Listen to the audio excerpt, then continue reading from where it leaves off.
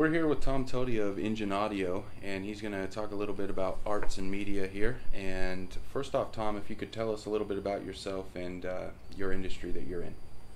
Well, besides being a teacher here at Full Sail, I am a sound designer, an engineer for video games. So I design sound and mix sound and sound parameters for video games independently through a contract company called Engine Audio.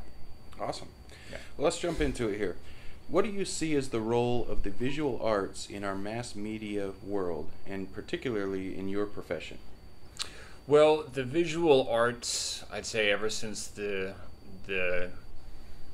beginning of home computers and people using computers at home in particular, visual arts have gone past just painting and two-dimensional art into multimedia. And now thanks to multimedia art and video, there's such a need for audio and music to complement visual arts that it's expanded the professional world for people like me quite a lot, because we now have video games, and of course we've had movies for a while, and animation, and even three-dimensional art that really needs professional sound to go along with it. So it's really opened up a lot of avenues for new revenue for audio developers.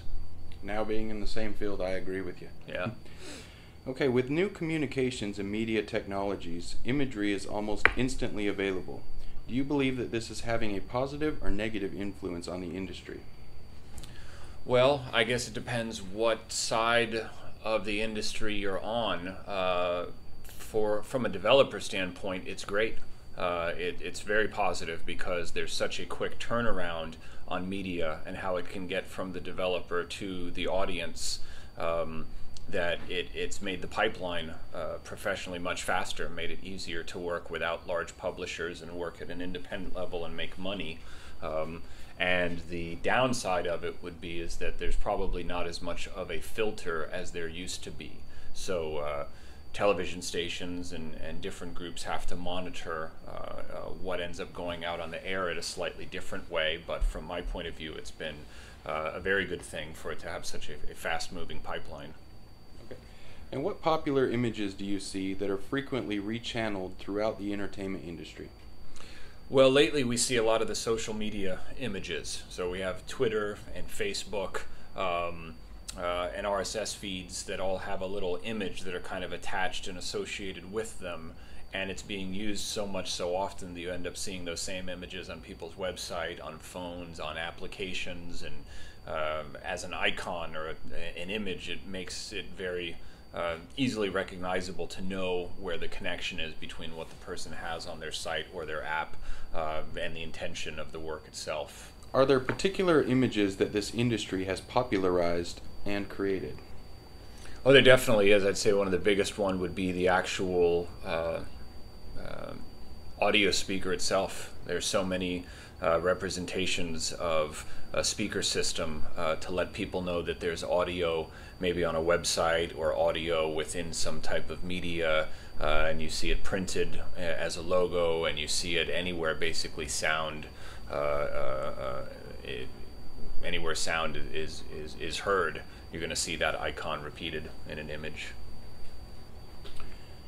Who is one of your favorite visual artists, and what is your favorite style of visual art? Well, I'm not completely sure what the visual style is actually called, but I'm a huge fan of M.C. Escher and always have been. His artwork fascinates me that it's two-dimensional and yet it looks so three-dimensional. The shadows and the tricks he uses to give depth to something that's flat is something I take a lot of inspiration from when I'm doing work with sound, because we're tricking people into believing they're hearing three-dimensional sound even when they're not. And there's a lot of similarities between 2D art that has fake 3D image to it and sound for movies and games that really is not three-dimensional, but we make people believe that's what they're hearing. His famous artwork was the sideways stairs. Right. Everything that he did seemed to be mathematically not possible when you look at it for quite a while, and yet it always is. And some people think of it less as art and more of a puzzle, but it reminds me a lot of the chalk artists that has been going around lately, where people will draw things on the ground in chalk and make it look like it's coming 2 or 3 feet out of the ground, with just really cool shadowing.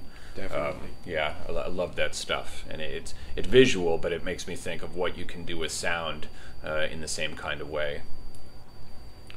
How has your knowledge of famous artworks influenced your creative process? Well, that's kind of the ramble from the last question that I gave. Artists that are able to, add any kind of dimension to something that technically doesn't actually have dimension, to add foreground and background to something that's just a flat image, has a lot of influences me a lot, because I'm constantly wondering how they do that and how I can mimic something like that with sound and make it connect in the same kind of way, just with the ears and not the eyes. Well, thank you for your input here, Tom. Great, you're welcome.